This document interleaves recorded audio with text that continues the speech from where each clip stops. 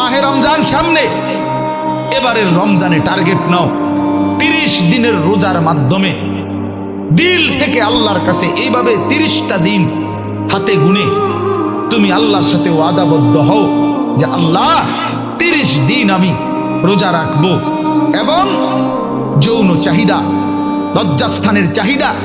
অশ্লীলতা, বেহায়াপনা, নর্তকী, নাচ গান, উলঙ্গ ছবি দেখা,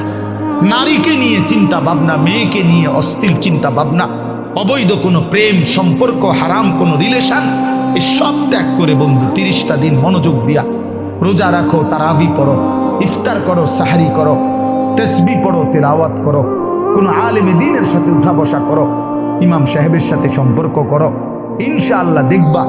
আল্লাহ চাহে তো 30 দিনের মাথায় আল্লাহ বলেন লাআল্লাকুম তাত্তাকুন, আমি আল্লাহ ওয়াদা দিলাম মোমেন তোকে মুত্তাকি বানিয়ে দেব।